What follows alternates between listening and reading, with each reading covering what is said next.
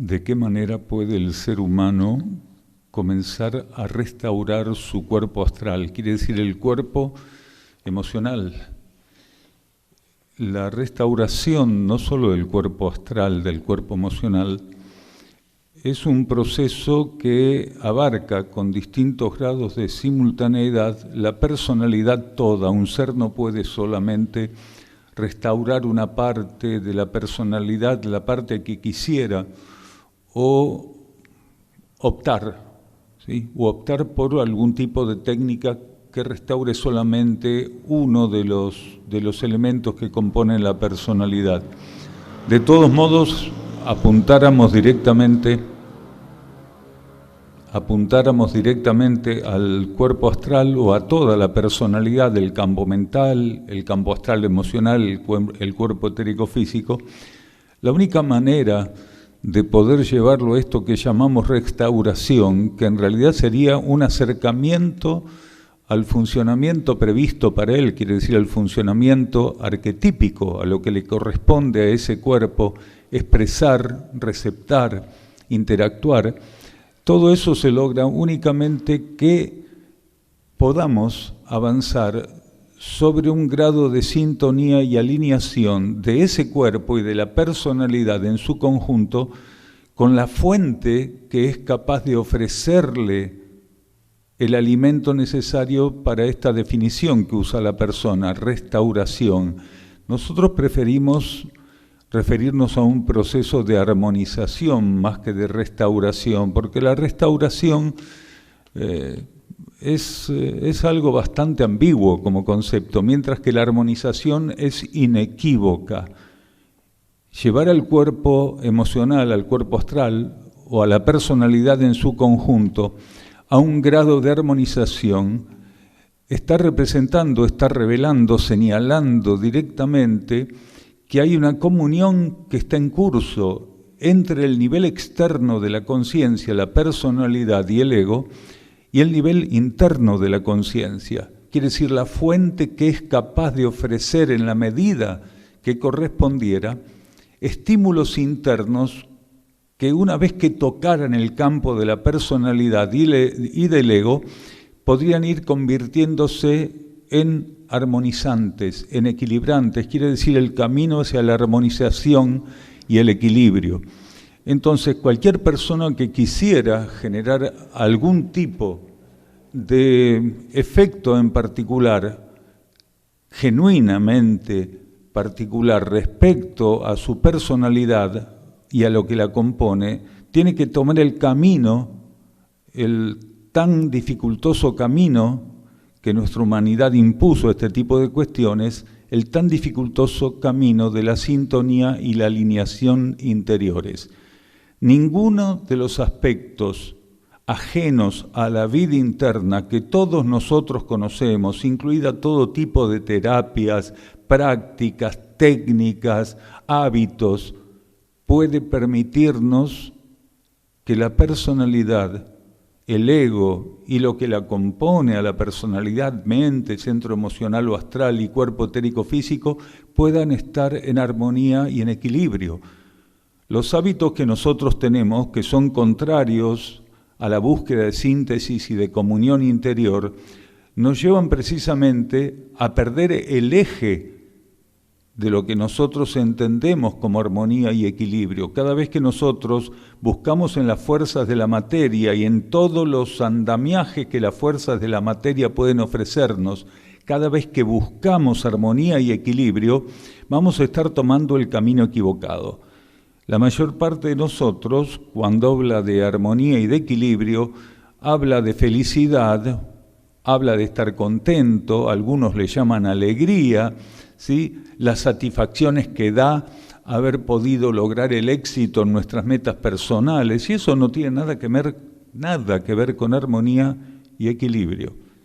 Eso tiene que ver con estados de ánimo. Entonces, cuando logramos lo que queremos, lo que deseamos, lo que ansiamos, lo que nos parece merecemos, lo que se produce es una modificación siempre transitoria de estados de ánimo. Si aquello que perseguimos, que deseamos, que anhelamos, que siempre quisimos obtener, en alguna medida lo obtenemos y la satisfacción está dada, entonces creemos que estamos en armonía y en equilibrio. Y simplemente es una reacción ante aquello que deseamos, que está condenada a disolverse y que siempre va a depender de obtener lo que deseamos. Siempre va a depender de alcanzar nuestras metas egoístas, personales, individuales. Entonces, ¿cuál es la diferencia entre vivificar a través de la corriente interna nuestra conciencia emocional o astral, como toda la personalidad? ¿Sí? ¿Cuál es la diferencia en relación a esto de interactuar con las fuerzas de la materia y la resultante de los estados de ánimo? La diferencia es muy grande, porque un ser puede estar en armonía, en equilibrio, así todo. Desde el punto de vista oficial de esta civilización, él fuera un fracasado. Porque nuestra conciencia como civilización, ¿sí?, esto que nos unifica a todos de algún modo, aunque no a todos, vale la pena señalarlo, aunque no a todos nos representa, pero digamos que nos unifica, todos somos seres humanos de la superficie terrestre. Entonces, realmente un ser tendría que tener la capacidad de estar ante cualquier situación en armonía y en equilibrio, y no ser tan frágil, tan débil, tan indefenso, con tan poca resiliencia, de que si no le va bien y no obtiene lo que quisiera obtener, él se desarma. ¿Sí? Él es un flan, él entra en depresión, en angustia, en miedo, en desolación. Nosotros tenemos que entender esta gran diferencia para no buscar en donde no hay aquello que necesitamos. Nosotros necesitamos armonía y equilibrio. Y si a lo largo de una cantidad de encarnaciones nosotros fuimos perdiendo el vínculo interior y la consecuencia fue la desarmonización de nuestra personalidad y un ego que realmente no puede ser una herramienta que señale a la personalidad el camino hacia la vida interna, entonces tenemos que plantearnos todo, absolutamente todo. Aún es posible plantearnos estas cosas. Aún la vida, a pesar de todo lo desarmónica que es en la superficie de la Tierra, con toda esa desarmonía y ese desequilibrio nos da ciertos márgenes para que podamos intentar equilibrarnos y armonizarnos. Quiere decir, nos da ciertos márgenes para que podamos ir al encuentro de la esencia que está en nuestro interior, de nuestra vida interna, de donde, siempre recordemos, van a proceder los estímulos que van a permitirnos avanzar sobre la armonía y el equilibrio. No hay mucho tiempo para perder. En estos últimos encuentros, ayer con el grupo UXIN de Buenos Aires y en los últimos encuentros con distintos grupos en distintos lugares del mundo, está pero como muy presente esta percepción de que hay una energía que se está extinguiendo, que hay una cuenta regresiva. Las personas, incluso aquellas que no están muy empapadas de estas cuestiones, muchas de ellas ya están percibiendo que hay algo con lo cual ya no contamos. Y ese algo, entre otras cosas, es que ya no tenemos oportunidad de perder tiempo y oportunidades.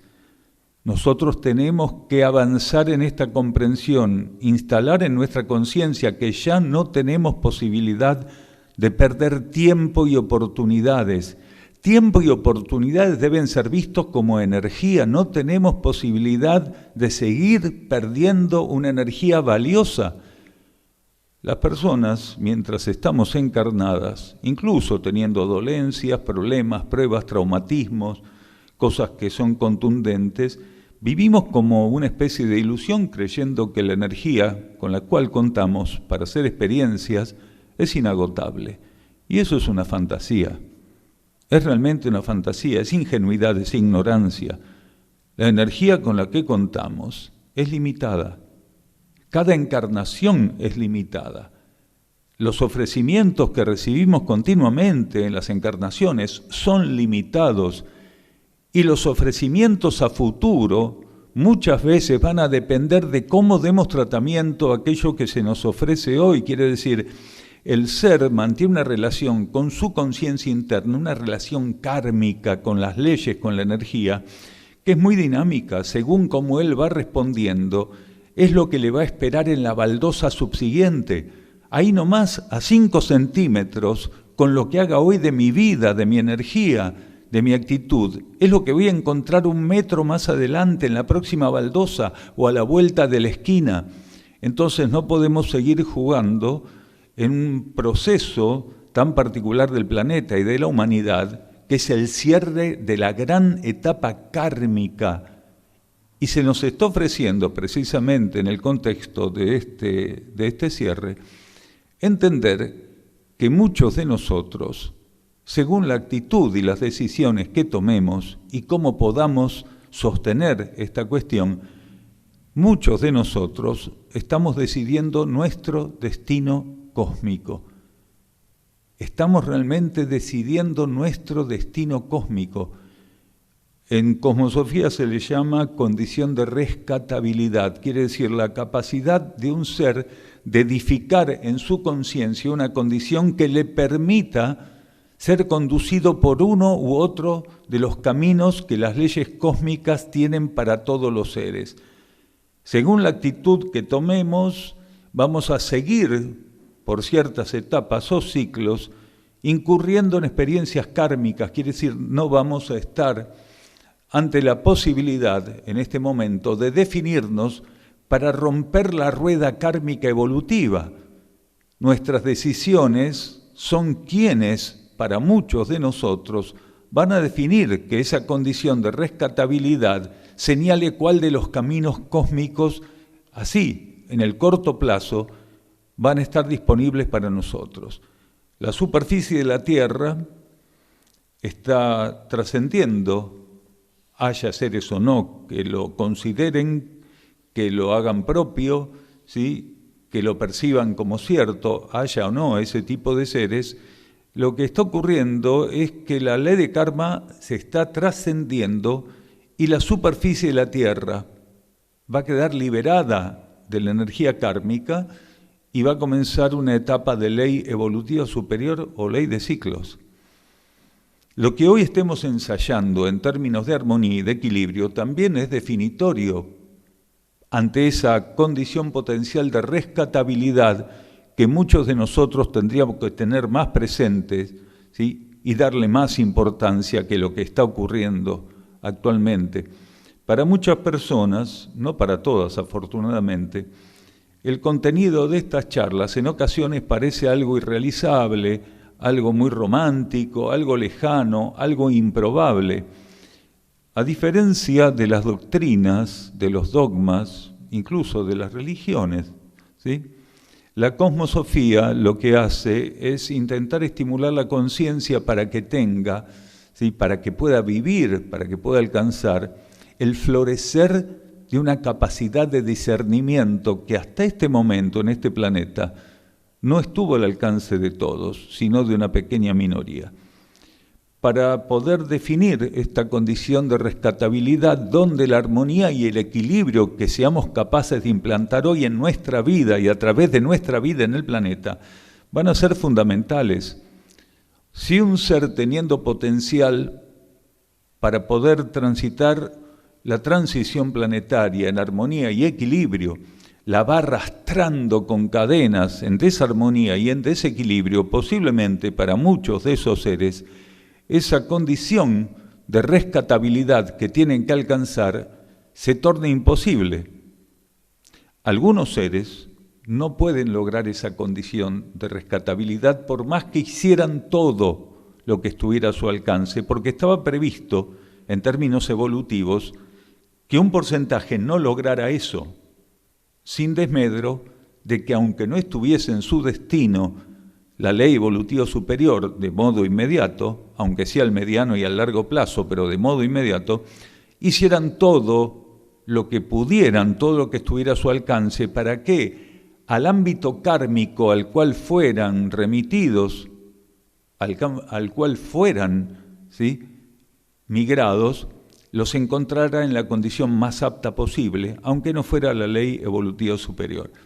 Entonces, tanto los seres que de algún modo tienen la posibilidad de ir entendiendo la importancia de no considerar un estado de ánimo como una meta factible, sino la armonía y el equilibrio como verdadera meta, como una vivencia que cual tangente atraviesa todos y cada uno de los aspectos de la realidad cuando se establece. Cuando la armonía y el equilibrio están presentes, cruzan todos los aspectos de la vida, no importa dónde, si en el hemisferio sur, en el norte, en occidente, en oriente, los seres que tienen una buena posición, los que tienen una mala posición, los que pueden ser considerados erróneamente mediocres, como los que también pueden ser considerados erróneamente brillantes. La armonía y el equilibrio, cuando están presentes en cada ser, logra algo que ninguna otra cosa logra, que es unificarnos como conciencias. Lo que no va a hacer que seamos iguales, pero el estar presente, la armonía y el equilibrio hacen la diferencia, porque todo lo que un ser supuestamente brillante, como lo que un ser supuestamente mediocre, hacen cuando están en armonía y en equilibrio, tiene un mismo resultado para el planeta, un resultado benéfico, un resultado realmente alimenticio, nutricio para la realidad planetaria. Entonces, que ninguno de los seres de los que vienen a estas charlas, como de aquellos que las están viendo a través de Internet, consideren que por no estar en estas cuestiones, que por no saber ciertas cosas, por considerarse no estar preparados, caigan en la ilusión, en la trampa, ¿sí?, de considerar que la armonía y equilibrio no están hechos para ellos. Todos y cada uno de nosotros tenemos en nuestro interior la fuente de armonía y de equilibrio. Todos y cada uno de nosotros tenemos un núcleo espiritual profundo. En cada uno de nosotros el cosmos está presente, pulsa. Todos y cada uno tenemos el cosmos interno, nuestro cosmos interno. Quiere decir, todos y cada uno de nosotros, sin importar el nivel evolutivo alcanzado, tenemos las fuentes de armonía y de equilibrio a nuestro alcance. Ahora, el trabajo, la tarea, el esfuerzo, las condiciones que cada uno debiera alcanzar para poder instalar en su vida esos principios cósmicos de armonía y de equilibrio son diferentes. Ninguno de nosotros va a alcanzar aquello que armonía y equilibrio potencialmente pueden brindarnos del mismo modo.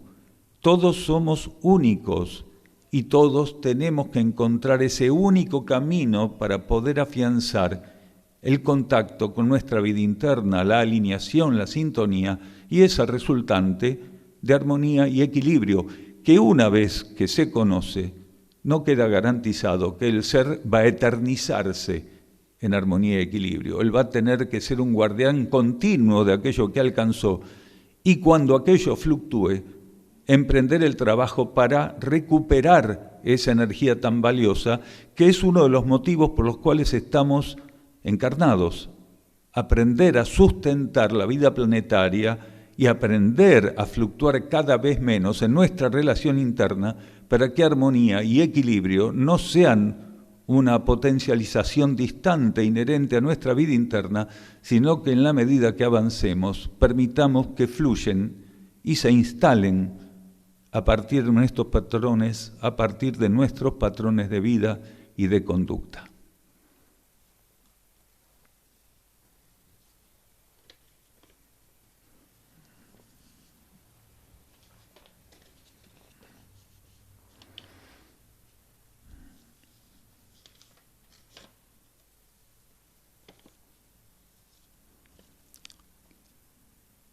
Aquí nos preguntan qué es el arte, cómo surge la inspiración de un artista. También si es posible viajar en el tiempo. Arrancamos por lo último. Los viajes en el tiempo son imposibles, afortunadamente, porque ya bastante vivimos en el pasado estúpidamente como civilización que no podemos prescindir de esta cuestión del apego a las situaciones pasadas. Imaginen si pudiéramos viajar en el tiempo. Y no solo al pasado, imaginen qué ocurriría si pudiéramos adelantarnos Algunos dicen, en algún momento la humanidad va a descubrir cómo ir hacia el futuro y cómo ir hacia el pasado. Y todo esto está resuelto de un modo muy simple. Uno está donde está, afortunadamente, porque la energía evolutiva, las leyes evolutivas, las leyes cósmicas consideran que este presente es lo único que corresponde que vivamos y aún más que aprendamos a vivir. Entonces, los viajes en el tiempo, hacia adelante, hacia atrás, no importan, porque el pasado va a formar parte siempre de nuestra vida y el futuro indefectiblemente también, mientras nos proyectamos compulsivamente al futuro por ansiedad evolutiva o por otras tantas cosas, o tenemos apegos, ¿sí?, y añoranzas de cuestiones pasadas o curiosidades particularmente, asesinamos el eterno presente, destruimos el eterno presente. La conciencia tiene que centrarse en el hoy, pero no en un hoy que, resultara de un egoísmo y una indiferencia muy grande. ¿Vieron esas personas que dicen, yo vivo el momento? Y generalmente cuando uno observa un poco, sin ánimo de espiar a nadie, pero observa un poco a aquellos que dicen yo vivo el momento, se encuentra en la mayor parte de los casos con seres indiferentes, egoístas, ¿sí?, desprolijos, y que fundamentalmente lo que les interesa cuando dicen yo vivo el momento es confirmar que disfrutan de la vida en el momento y del mejor modo y a fondo. Y la vida no está para ser disfrutada. No hay que intentar usufructuar de la vida en cuestión de que yo vivo el momento, entonces placer que pasa por mi puerta, placer que lo agarro de los pelos y lo meto adentro de casa. Eso sería lo que nosotros tenemos que hacer, de ningún modo es el camino que tendríamos que hacer. El camino es el hoy, pero visto desde el punto de vista del eterno presente, desde una condición, una amplitud, una cualidad cósmica de presente, que no es la cualidad que tiene el ego y la personalidad, porque el ego y la personalidad hablan del presente en función sensorial, o emocional, o psíquica, o psicofísica. Nosotros estamos hablando aquí de un presente con mayúsculas, de un eterno presente con mayúsculas, que en realidad en nuestra conciencia es vivido de un modo inalterable, perfecto, renovable, actualizable, por nuestra conciencia interior, por nuestros núcleos internos, por mi alma, por el alma de ustedes, por nuestra conciencia espiritual, nuestra conciencia monádica. Quiere decir, el eterno presente es la relación que nuestra alma, que nuestro ser interno tiene con las leyes cósmicas, con la energía, con la vida única, con la esencia única. Ese es el eterno presente. Pero si eso es algo que vive mi alma, ¿de qué va mi presencia, ¿sí?, o de qué va mi participación con todo esto? ¿Cuál es el sentido que tiene? Y el sentido un poco lo encontramos si vamos unos minutos atrás en esta charla y recordamos que hablamos y que repetimos varias veces en ese momento alineación y sintonía. Alineación y sintonía es la fórmula, es el único mecanismo genuino que podemos tener, que podemos encontrar para que ese eterno presente, que es imperecedero, eterno realmente para nuestra alma, también en la medida que pudiésemos, según nuestras condiciones evolutivas y nuestro potencial, comenzar a ser vivido por el ego y la personalidad. Ego y personalidad son continuamente estimulados por el alma para que el alma, ¿sí?, en esa estimulación comience a movilizar, a romper, a cooperar para que se vaya rompiendo, disolviendo el vínculo esclavizante de la inercia y de la ilusión en ego y personalidad por su identificación con las fuerzas de la materia, quiere decir, por los aspectos externos de la realidad, tridimensionales, por la cáscara que todo lo reviste.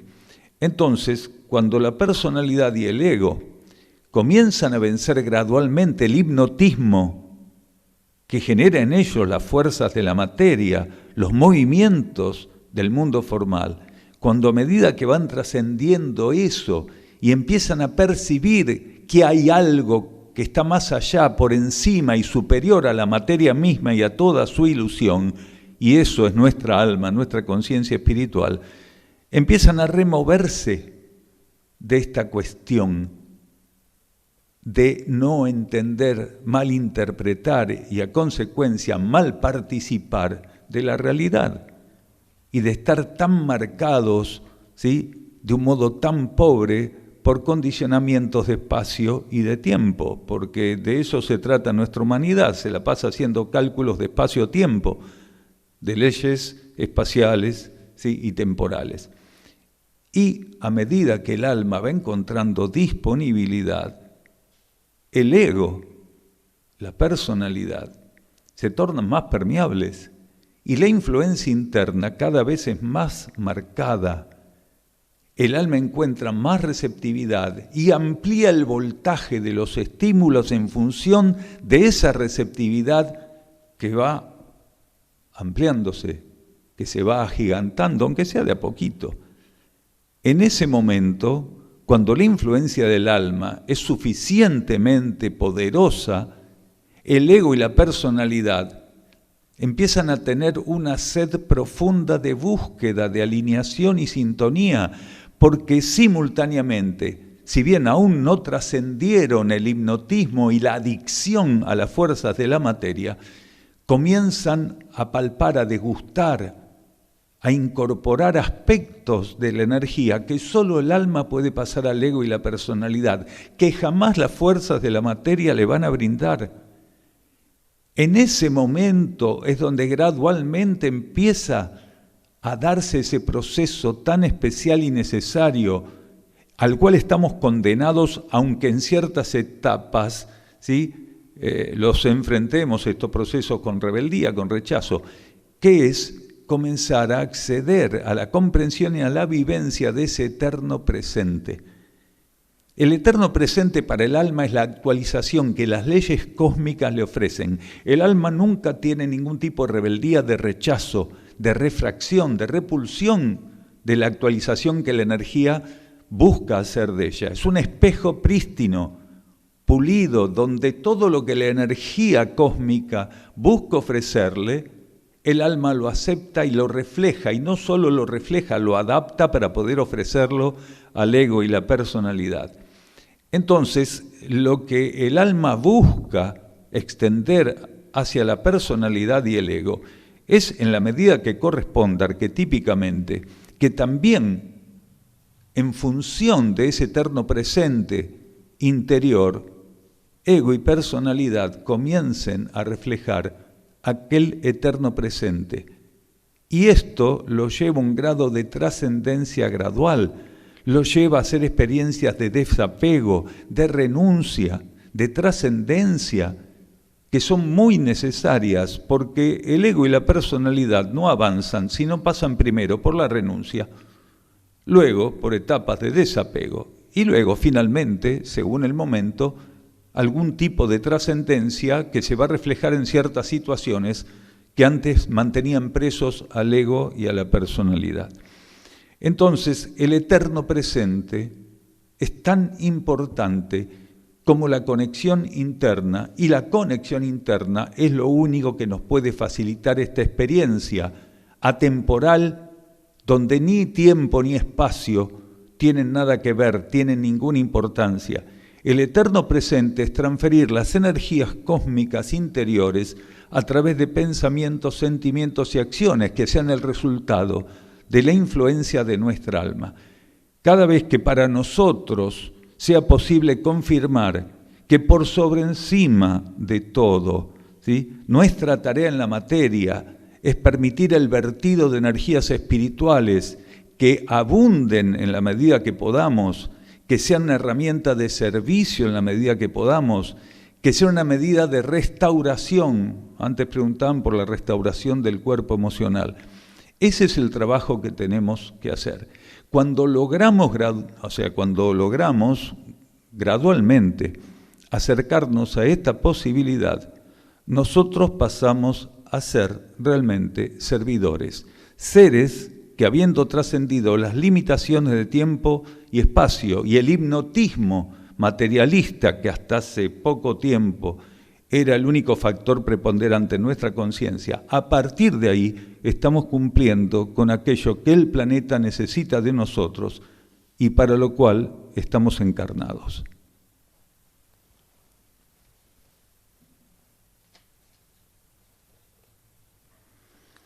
Bueno, entonces vamos a las dos primeras preguntas, ¿qué es el arte y cómo surge la inspiración de un artista? Vamos ahora a la segunda y después a la primera. La inspiración siempre es interior. Desde el punto de vista espiritual, solamente se considera inspiración la influencia que las leyes espirituales, que nuestra conciencia interna puede ofrecer cuando, al encontrarnos receptivos y preparados, nos brinda las orientaciones a través de la vida intuitiva para que, siendo sus herramientas, concretemos lo que corresponda. Quiere decir, la inspiración siempre es interna. Ahora, los estímulos pueden ser ajenos al interior y a la inspiración, porque la materia también, kármicamente, está preparada, está habilitada para liberar corrientes de fuerzas, para liberar estímulos que no tienen nada que ver con lo espiritual, pero en ciertas etapas son las influencias primordiales con las cuales contamos y rechazamos cualquier otro aspecto que no provenga de esos estímulos y de esa fuente. Entonces, la influencia siempre es interna. Los estímulos pueden ser externos o internos. Un estímulo es una corriente de energía, de fuerza, que llega, de algún modo, para ponernos a prueba, para conducirnos, para ampliar de algún modo aspectos de nuestra conciencia, o incluso, si provienen de las fuerzas materiales, para limitarlos, porque también hay limitaciones que provienen de la receptividad de estímulos que las fuerzas materiales, ¿sí?, remiten hacia nosotros. Entonces, visto lo de la inspiración, vamos a qué es el arte. El arte es un resultante, o es la resultante, la expresión de la conciencia cuando, receptiva de estímulos internos, se dispone a ser la herramienta para consumarlos. Quiere decir, un artista no es un ser que tiene una habilidad respecto a uno de los rubros de la vida material, de la vida social, ¿sí?, de la vida religiosa, cultural, deportiva. Algunos dicen Messi tiene un arte, la tiene atada a la pelota, ¿sí?, o tal cantante es un gran artista, o tal pintor. Eso para la vida cósmica no es arte. Solamente sería arte que alguien cante con ciertas condiciones, o pinte con ciertas condiciones, o escribiese con ciertas condiciones, si ese ser está haciendo lo que hace por inspiración interna. Volvemos a la inspiración de la cual hablamos, por eso arrancamos de atrás para adelante, ¿sí? Si no hay inspiración interna, si el ser no está ejecutando lo que fuera que tuviera que ejecutar en base a esa inspiración interna, lo que puede haber son fijaciones psíquicas confundidas con arte. Hay seres que tienen ciertas condiciones kármicamente dadas y tienen una determinada habilidad para manejar aspectos de la vida formal, que pueden ser relativas a cualquier actividad de las que conocemos, porque hoy en día basta que un ser tenga cierta facilidad para dominar algún aspecto material, fundamentalmente, para que sea considerado un artista o un genio, ¿sí? Incluso algunos son confundidos con iluminados, cuando el término iluminado no tiene nada que ver con eso. Entonces, el arte es realmente la capacidad que un ser tiene de expresar su vida y su conciencia en función de las necesidades que internamente se lo estimulan a asistir y a atender. Un artista es un ser que domina el arte de vivir, y el arte de vivir es el arte de expresar la vida interna el arte de tener tanta permeabilidad, tanta flexibilidad, tanta disponibilidad, tanta receptividad, que mi vida interna puede manejarme como un pintor inspirado internamente maneja un pincel, una espátula pintando.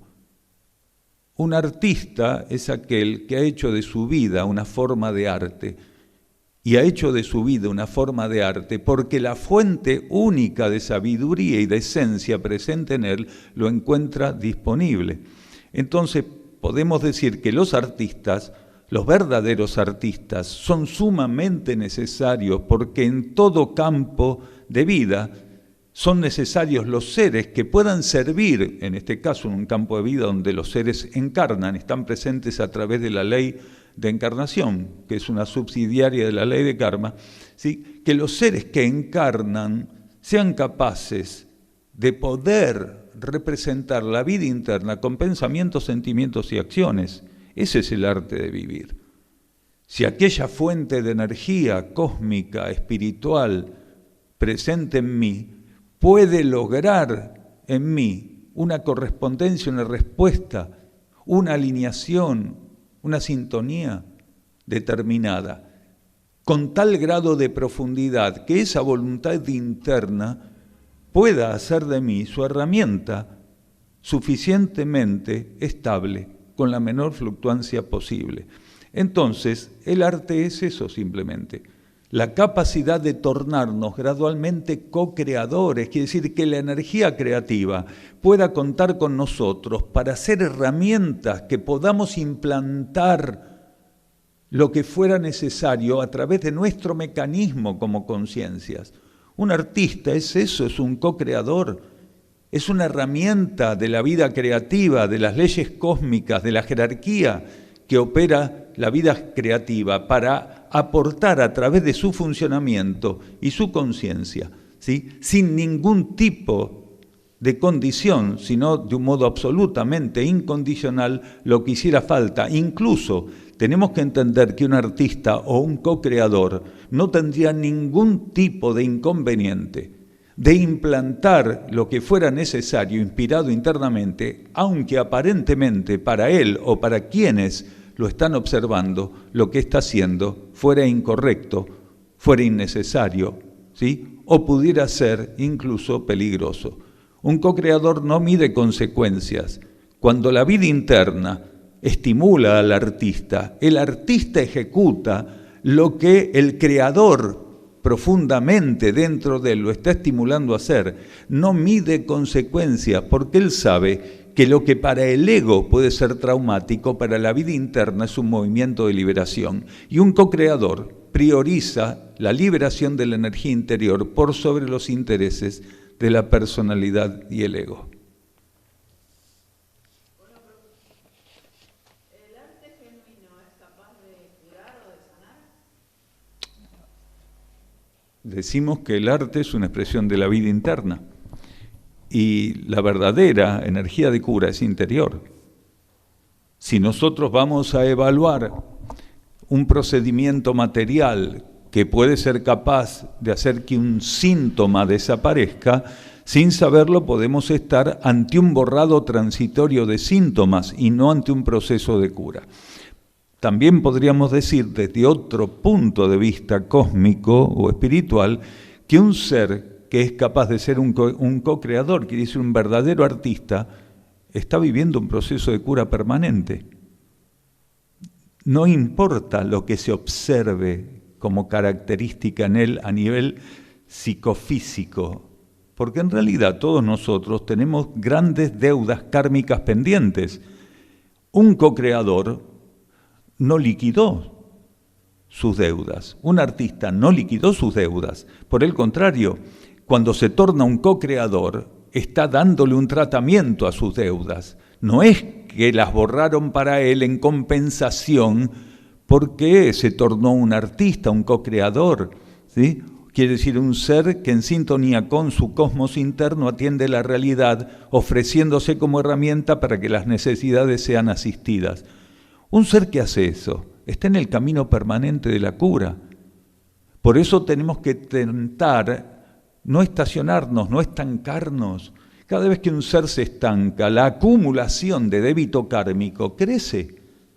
En la medida que un ser fluye, que no se estanca, ¿sí?, que no entra en rebeldía, que acepta en silencio profundamente, con humildad, lo que la vida coloca para él está transitando el camino de la transmutación y la cura, lo sepa o no lo sepa, porque esto no es una cuestión de evaluar si estoy haciendo esto bien, cuál será el beneficio o el premio que voy a recibir. Aquel que pensara de ese modo, desde ya que está equivocado y no puede ser contado entre las filas de los co-creadores o los artistas genuinos. Porque al estar pensando en él, automáticamente se corre del eje que le permitiría discernir entre lo necesario y lo innecesario y empezar a entender lo necesario, a atender lo necesario. Entonces, el camino de la cura es un camino que está permanentemente transitado bajo distintas variables, condiciones y apariencias por todo aquel que tiene una mínima fluctuancia en su sintonía y alineación interior. Los seres que no transitan el camino de la transmutación y de la cura son aquellos que están estancados, confirmando los movimientos naturales de estancamiento y confirmando que aún tienen expectativas respecto a los beneficios que le va a dar la materia y el mundo formal a esas expectativas.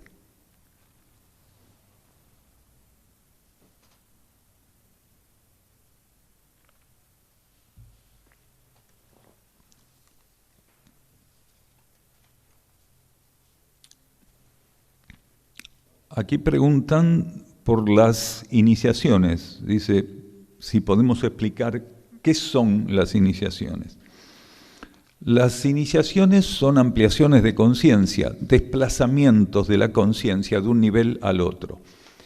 No importa cómo, a lo largo de la historia de la humanidad, sobre todo de la historia o de la contraparte de la historia ocultista, esotérica, metafísica, ¿sí?, se definió como iniciación, pero en términos genuinamente internos, despojados de preferencias doctrinarias, esotéricas, ocultistas y otras tantas más, es el desplazamiento de la conciencia de un nivel al otro, la ampliación de la conciencia.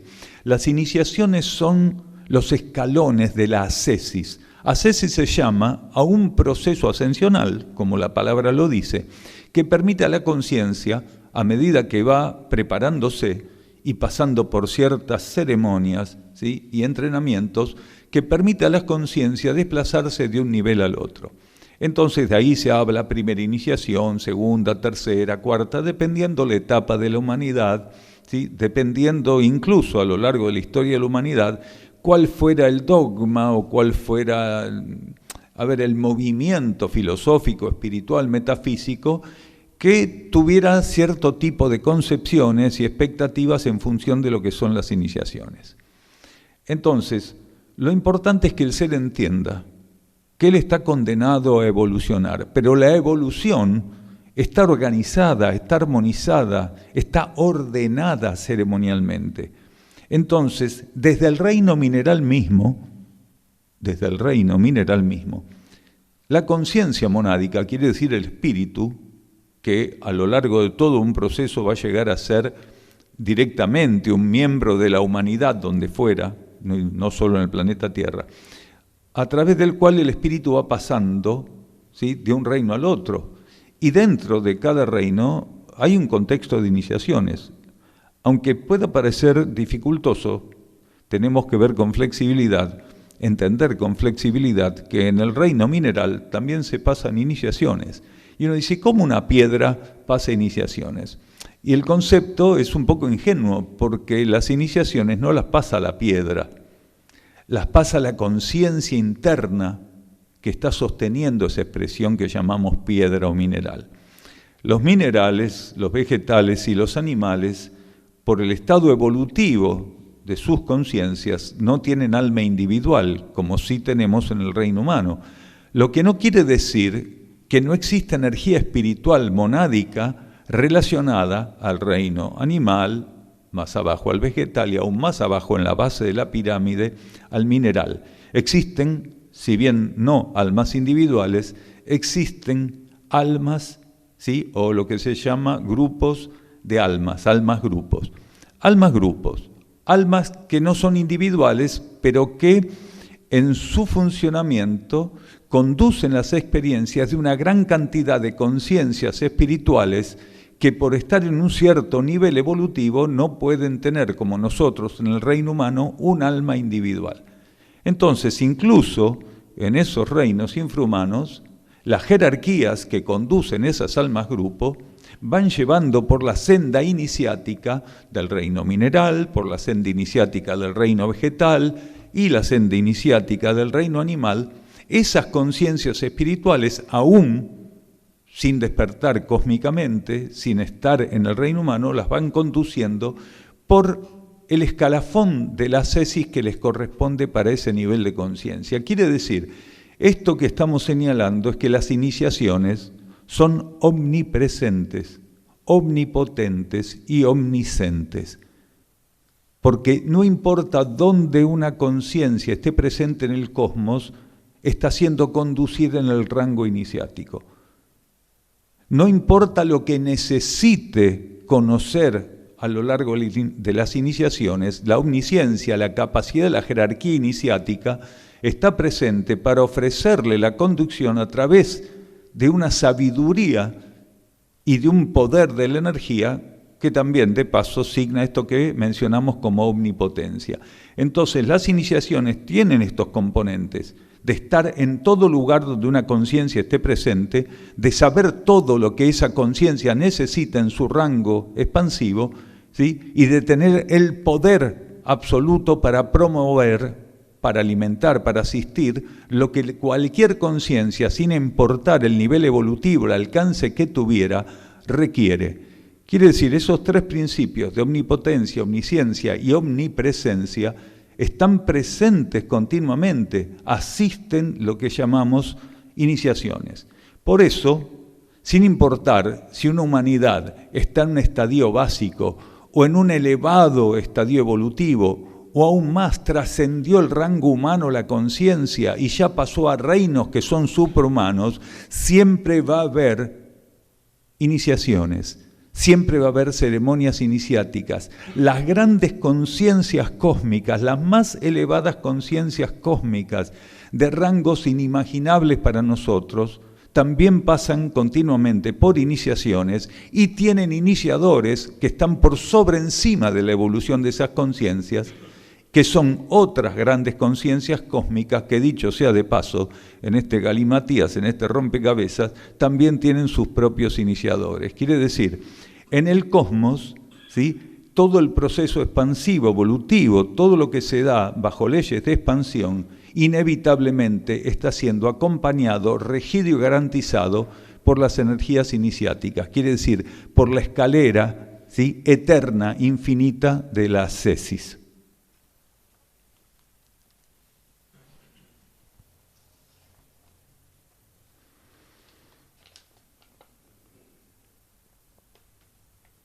Aquí preguntan si hay personas que actualmente son miembros de las jerarquías. Si esto es afirmativo, pregunta la persona si lo saben, si esas personas son conscientes. Y si no lo saben, ¿pueden intuirlo de alguna manera? Tal vez percibir algún tipo de transformación en su ser. Es interesante porque nosotros no podríamos expresarnos como conciencia, quiere decir, no podríamos existir como conciencias si nuestra existencia no estuviera desenvolviéndose en el campo de energía, en el campo de conciencia, en el aura de las jerarquías. De esto se desprende que todos nosotros somos miembros de las jerarquías. Entonces vamos a acomodar la pregunta, porque si todos somos miembros de la jerarquía, ¿cuál sería el sentido de preguntar esto? Ya está respondido. La diferencia es que existen seres que en ciertas etapas de su evolución son miembros pasivos de las jerarquías.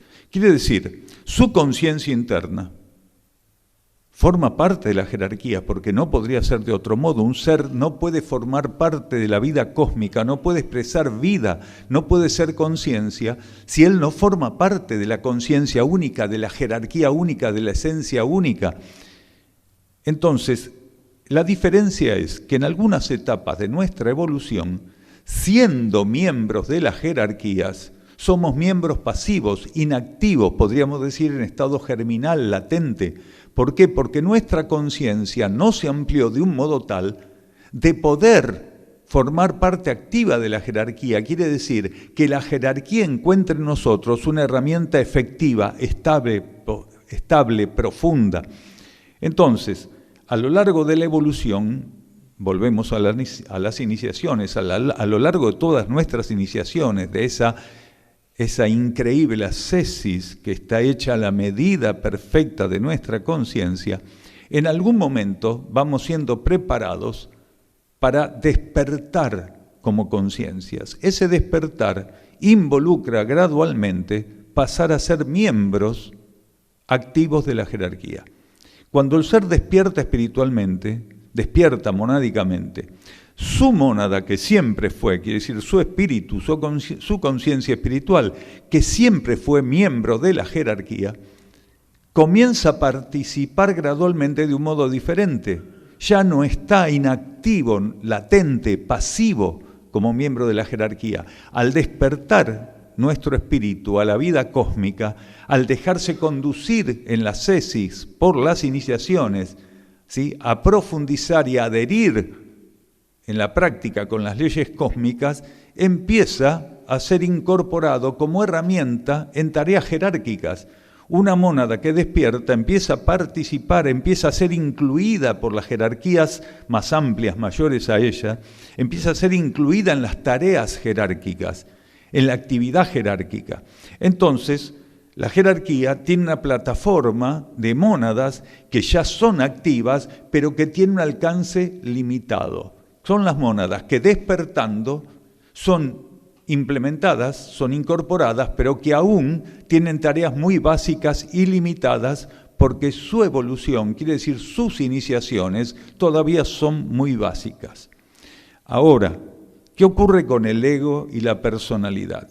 Lógicamente que cuando nuestra conciencia espiritual, nuestra mónada, no está despierta, no es un miembro activo de la jerarquía, por lo cual, por carácter transitivo, el ego y la personalidad tampoco pueden serlo.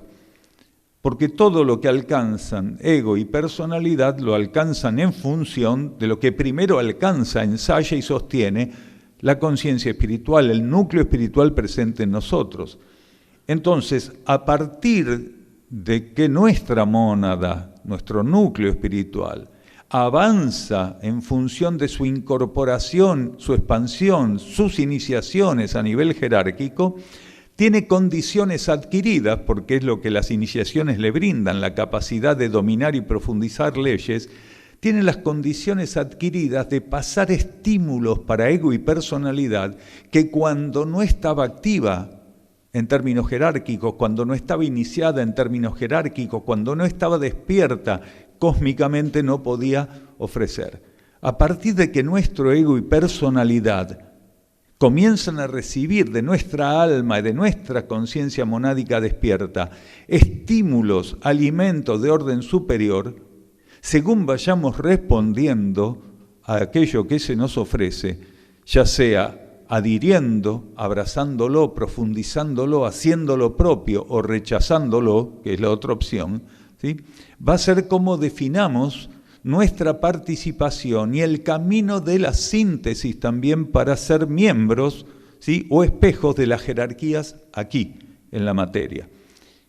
El primer aspecto jerárquico que un ser, un ego y una personalidad en la materia pueden llegar a ensayar es comenzar a reflejar los estímulos que la mónada a través del alma, quiere decir la conciencia espiritual a través del alma, le ofrecen.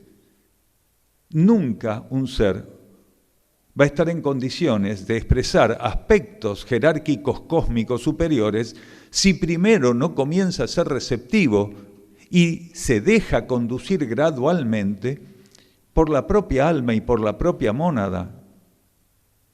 una personalidad y un ego, y hay muchos seres con mucha fantasía. No, yo soy canal de los seres de Sirio, otros son canales de Andrómeda, otros son de Canal 9, no importa de dónde. El tema es que hay mucha fantasía. Si un ser no puede curvarse y aceptar los estímulos así inmediatos, supramentales de su propia alma, no puede, ¿sí?, salvo en un movimiento ilusorio, fantasioso, ingenuo, creer que es canal de las jerarquías. El ser tiene que aprender a receptar y a poner a salvo los estímulos que el alma le ofrece. Son las primeras herramientas de servicio, las que el alma va a buscar estimular en su conciencia. Si él logra ser receptor y guardián de lo que el alma le ofrece, entonces él está trabajando ya en el proceso de acercamiento y gradual incorporación a la jerarquía de la cual internamente él forma parte, de la cual su conciencia espiritual forma parte. Nuestra mónada y nuestra alma adaptan las energías jerárquicas que receptan para que el ego no se siente impactado por un voltaje para el cual no está preparado.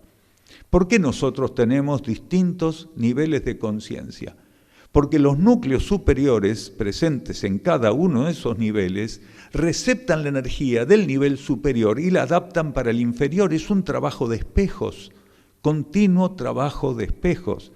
Entonces, para que un ego, ¿sí?, y una personalidad realmente empiecen a ensayar cuestiones jerárquicas, tienen que haber aceptado incondicionalmente y estar donados incondicionalmente, ¿sí?, y tener como prioridad estrictamente la vida interna, la vida espiritual. Si un ser se plantea todavía al momento de tener que discernir si quiere ir a jugar a la pelota o responder un estímulo interno que va a favorecer su alineación y sintonía, pero se va a jugar a la pelota y dice, total, el partido es hoy, el otro lo puedo hacer mañana. Ese ser está en un grado de disfunción para poder hacer cierto tipo de experiencias. Ahora, si a un ser le vienen a tocar el timbre para ofrecerle a jugar un partido, pues tenemos la cancha alquilada, y él, incluso antes de que tocaran el timbre, sentía una profunda estimulación para silenciarse, aquietarse y estar receptivo, abre la puerta y le ofrecen eso y dice, no, tengo algo más importante que hacer, y cierra la puerta. Ese ser está respondiendo al entrenamiento evolutivo que para su etapa potencialmente le corresponde. Esa es una decisión jerárquica. Él acaba de tomar una decisión que está alimentada por la jerarquía interna presente en él. Y no olvidemos que esa jerarquía interna es un apéndice, una expresión, una extensión de jerarquías mayores a nuestra propia jerarquía interna, entidades jerárquicas cósmicas de rango planetario, solar, sistémico, extrasistémico, galáctico, intergaláctico. Entonces, eso es espiritualidad práctica, y lo que requiere el entrenamiento jerárquico iniciático es que en algún momento, y para eso somos estimulados, alimentados, empecemos el camino de la espiritualidad práctica y no de la teoría, que ya en estos tiempos, no se baja solo, despacito, uno no se da cuenta y te vas quedando así abajo, ¿sí? En vez de ir hacia arriba, él todavía se identifica con el contexto material de la superficie de la Tierra. Entonces, el ser, de ese modo, está respondiendo ya jerárquicamente. Él está dando prioridad a estímulos jerárquicos, está aprendiendo a priorizar y a ordenar su relación como conciencia con los acontecimientos planetarios, y un día, directamente, no lo van a ir a buscar más para jugar al fútbol, porque él entendió que ya no necesita algún tipo de actividad para desestresarse, sino directamente, y lo va a descubrir precisamente como un movimiento práctico, que cada vez que profundiza silencio y quietud, él va viviendo una expresión, va viviendo una experiencia que es aquello que señalamos al inicio de esta charla, armonía y equilibrio. Y cuando un ser empieza a vivir en armonía, en equilibrio, no hay partido de fútbol, de pádel, de tenis, no hay cosas culturales, sociales que tengan valor, porque él ya no las necesita. Él empieza a sentirse ahogado cuando, incurre en prácticas inérsicas, ¿sí? En prácticas culturales, sociales y de otro tipo, que lo alejan de aquello que empezó a entender que tiene que ser su prioridad y en la medida que pudiera, momento a momento, día a día, ¿sí? En ese eterno presente del cual hablamos antes.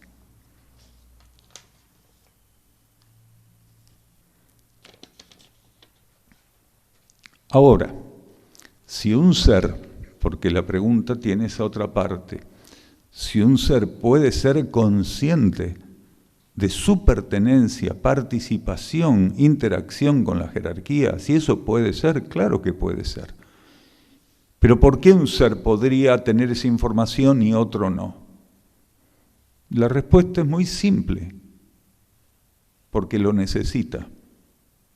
Para que un ser sepa que hay una relación cósmica, espiritual, que lo abarca, que lo incluye, que forma parte de su existencia, para que él lo sepa conscientemente, tiene que existir un aspecto de esa información que esté alimentado, ¿sí? Y que esté en correspondencia con la ley de necesidad. Nosotros como civilización somos muy curiosos, enfermamente curiosos. Y digo enfermamente porque la curiosidad es una enfermedad, porque cada vez que vamos por el lado de la curiosidad, ¿sí?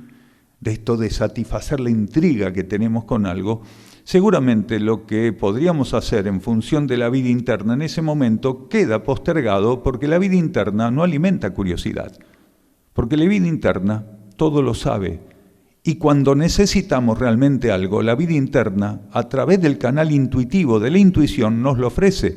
No hace falta que estemos satisfaciendo a través de la curiosidad aspectos que la vida interna puede resolver por afuera de la curiosidad. Si un ser necesita saber, conocer en profundidad o en la medida que fuera, porque el término profundidad también es engañoso, es capcioso, si él mantiene un vínculo con la jerarquía, si él es miembro de la jerarquía, él lo va a recibir, si lo necesita, a través del canal intuitivo. Quiere decir, el mismo ordenamiento, alineación y pertenencia jerárquica que lo tiene como extensión, le va a pasar a través del canal intuitivo esa información, porque él la necesita. Y tenemos que entender que un miembro de la jerarquía es un miembro que a medida que va creciendo en conciencia, solo justifica bajo ley de necesidad un conocimiento. Un miembro de la jerarquía suficientemente desenvuelto y ampliado jamás estaría obsesionado con saber algo, con descubrir algo, con entender algo, con aplicar algo. Al contrario, un miembro de la jerarquía en la materia, él custodia que no ingrese a su vida nada que no sea necesario. Es más, cuando alguien viniera a darle una información que no necesita, asistido, estimulado internamente, él pondría un límite para no ser invadido con informaciones, con chismes, con lo que cada uno le quiera llamar a esto, que en realidad no tienen sentido en su vida.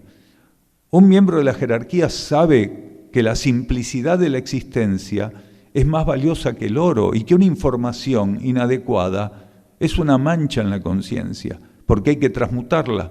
Cada vez que nosotros permitimos la invasividad, ¿sí? Permitimos que una información nos toque y no nos corresponde, ¿sí? Después tenemos que transmutar eso. Es como poner ropa sucia en lavarropas. El ser tiene que aprender a mantener del modo más impecable posible a su alcance la propia conciencia y la propia vida. Entonces, una de las señales que ustedes van a tener en un ser con suficientemente equilibrio, con suficiente armonía y posiblemente, por esa señal de armonía y de equilibrio, un miembro en alguna escala o medida de la jerarquía, van a notar que no está detrás de informaciones inútilmente. y que tiene un poder de aplicar su palabra, su energía, su conciencia, su magnetismo, su vibración, ¿sí? Precisamente porque custodia como herramienta su ser, porque custodia como herramienta lo que él es en la materia. Quiere decir, herramienta de aquello que internamente tiene que contar con él en un grado de simplicidad suficiente. Entonces, podemos saber si somos miembros o no de las jerarquías, o podemos saber cualquier otra cosa, siempre y cuando la etapa evolutiva en la que nos encontramos, el proceso evolutivo, ¿sí?, la relación con la energía de instrucción, con la jerarquía de instrucción, lo amerite, quiere decir, lo considere y lo confirme necesario. Por eso, en estas charlas, nosotros solemos decir a las personas que no intenten hacer un trabajo de memorización mecánico, ¿sí?, rígido, racional, comparativo, analítico, especulativo de todas estas informaciones. Puede haber alguno que sea más memorioso que otro y cuando cruce la puerta se acuerde más cosas que el resto, pero también va a haber personas que no se acuerden casi nada. Ninguno de los dos extremos es mejor que el otro. No importa si un ser se acuerda o no, no importa si un ser pudo o no tener presente mañana o pasado algo de lo que se dijo aquí. Lo importante es si entre todos pudimos entender que simplificar la vida, apreciar el silencio, la quietud, la sintonía interna, la alineación, el camino hacia la armonía y el equilibrio, es lo que tenemos que concretar en función no solo de nuestra conciencia, que eso sería lo de menos, sino como gran aporte a la vida planetaria, porque la mayoría de los seres que conforman nuestra civilización, lo único que hace es ofrecer ruido, inquietud, desarmonía, desequilibrio a través de su conciencia al contexto general de la humanidad y más allá, al contexto general del planeta. Entonces, si en alguna medida ya estamos en contacto con la jerarquía, lo sepamos o no, en caso de mantener como prioridad esta búsqueda interna, esta atención a la vida interna, a través de la cual nos podemos gestar como verdaderas herramientas cósmicas, eso es lo importante. Si logramos eso, estamos haciendo lo principal y lo primordial.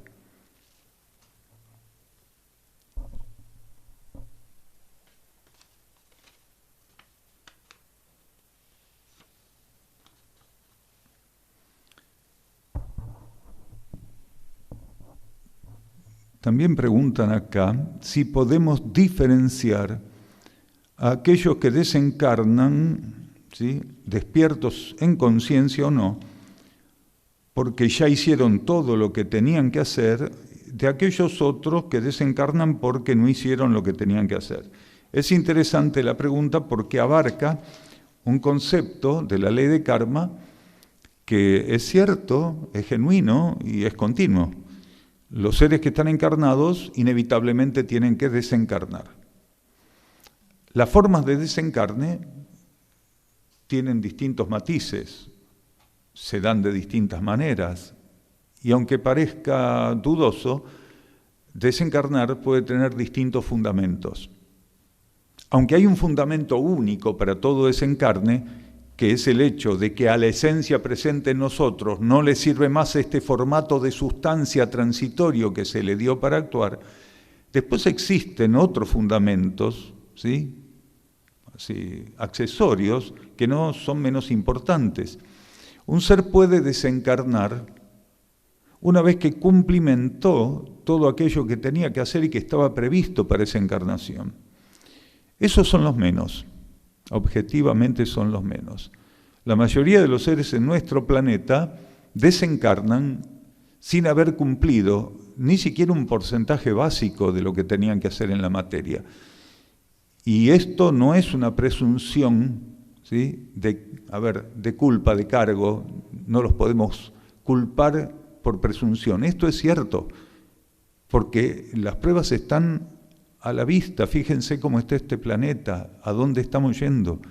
La destrucción, la contaminación, las guerras, el saqueo, el egoísmo violento, la mayor cantidad de pobreza, de indigencia, ¿sí? El maltrato de unos al otro, de unos a los otros, y el maltrato a los reinos infrahumanos, principalmente al reino animal, después al vegetal y al mineral.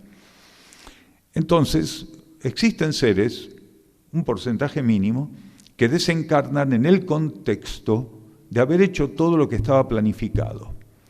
Hay un porcentaje aún mínimo, aún menor que este, que desencarnan después de haber extendido su encarnación, porque no solo hicieron todo lo que tenían que hacer, sino que la propia jerarquía interna, la propia alma, la propia mónada, espíritu, e incluso las jerarquías con las que trabaja nuestra jerarquía interna, consideran que la respuesta que dio ese ser es tan profunda, es tan comprometida con la asistencia de la realidad, que lo mantienen por un plazo más extenso encarnado para que vaya avanzando con entrenamientos que eran propios de la encarnación siguiente. Entonces, nuestra conciencia interna y la jerarquía planetaria adaptan circunstancias para que sean como un adelanto, como si fuéramos un buen alumno que está en condiciones de aprender cosas que las va a ver recién en el año siguiente.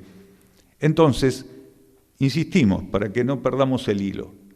Hay un porcentaje mínimo que desencarna después de haber hecho lo que correspondía. Pero un mínimo porcentaje, un porcentaje menor, es aquel que se le extiende la encarnación porque no solo hizo con creces lo que tenía que hacer, sino que tiene un potencial, adquirió un potencial, por alguna cuestión kármica en particular, que lo habilita a empezar a ensayar con aspectos de futuras encarnaciones.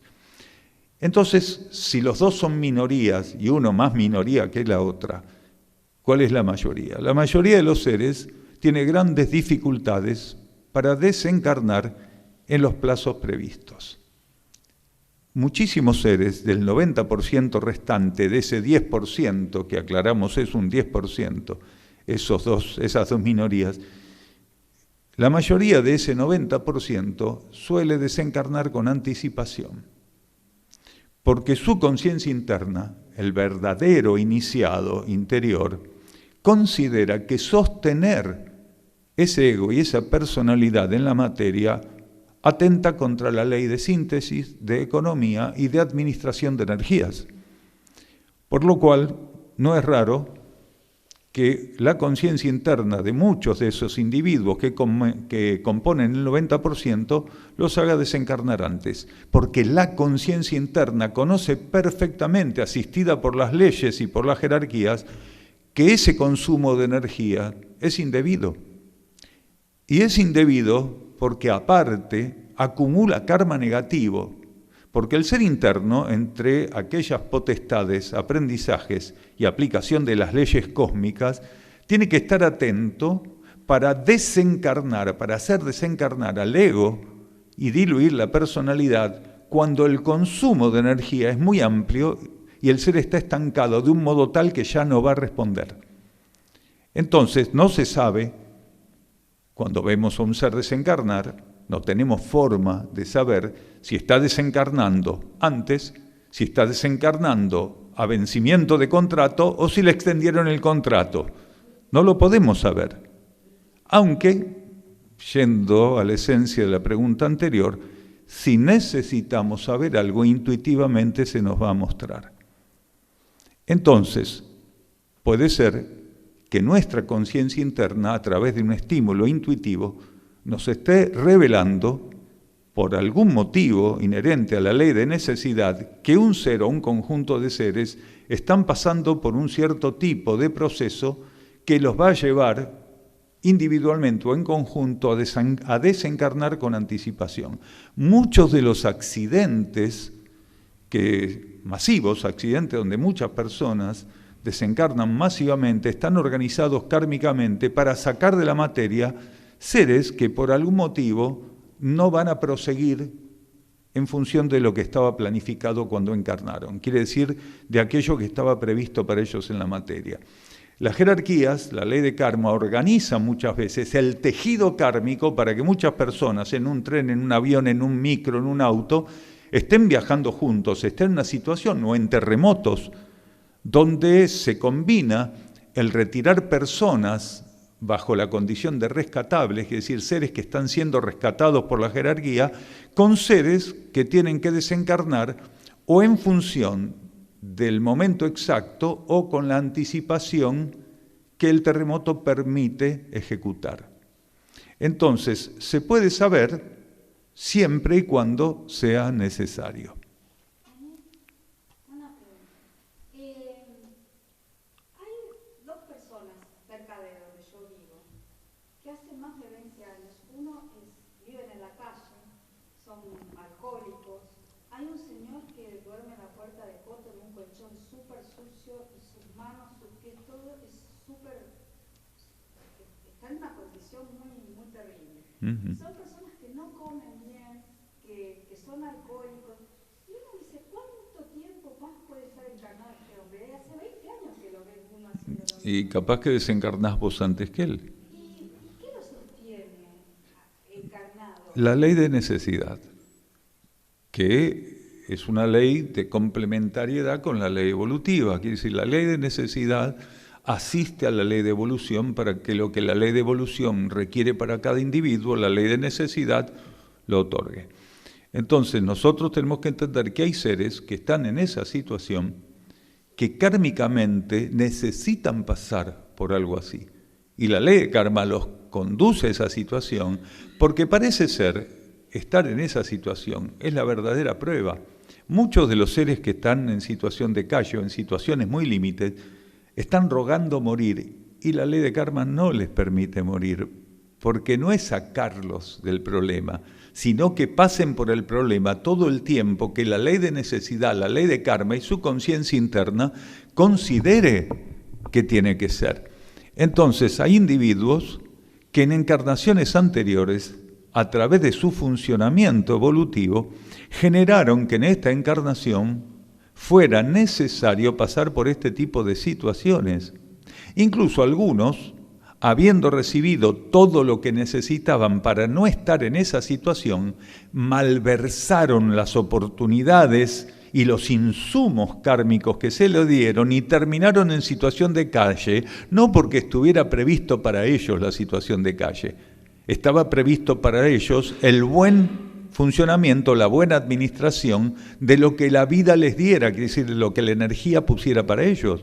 La mayoría de los seres en este planeta, aunque no estén en situación de calle, hacen un mal uso de lo que la vida les da. Por eso el planeta está en la situación en la que se encuentra, porque la mayoría de los seres opera en sentido contrario al equilibrio, al bienestar, a la ética, al bien común, y a las metas universales y cósmicas que todos tendríamos que atender y que son simplemente una verdad para minorías.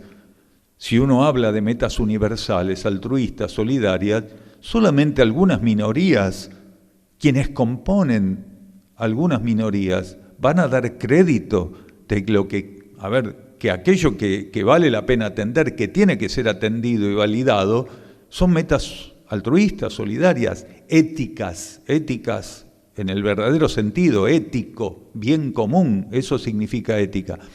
Entonces, un ser puede estar en esa situación porque generó condiciones en encarnaciones anteriores o porque generó condiciones para estar de otro modo, pero no las supo aprovechar, que fue la prueba ante la cual lo puso la energía. Al no saber aprovechar, al no saber administrar, al no saber responder a aquello que él tenía que administrar de un modo en particular, termina tomando la colectora, saliéndose y quedándose tirado al costado de una ruta, de una vía evolutiva que le podía ofrecer otro destino y otras condiciones. Ahora, la única manera de saberlo, ¿cuál sería? La que ya dijimos, para saber si ese ser que está en situación de calle, ¿sí?, es un merecedor de eso por cuestiones anteriores, kármicas, o por haber dilapidado, haber desaprovechado situaciones kármicas actuales. Solamente a través de la intuición podemos recibir esa información si por algún motivo la necesitáramos. Daniel, ¿te puedo hacer una pregunta que estabas hablando del desencarne? ¿Qué Sí. pasa con las personas que están desencarnando y ven familiares que están muertos o algunos ven algún ser de luz? ¿Eso qué significa? De modo general, ver algo cuando, vos decís, cuando están desencarnando. Sí, que están Bien, moribundo, exacto, están en una etapa de agonía. Bien, entonces ahí lo que tenemos es más o menos esto. Un ser puede estar viendo manifestaciones de la capa psíquica, quiere decir astralismo, expresiones del plano astral, del plano psíquico del planeta, por lo cual son una ilusión que procede de un vínculo que ese ser construyó con las fuerzas psíquicas del planeta.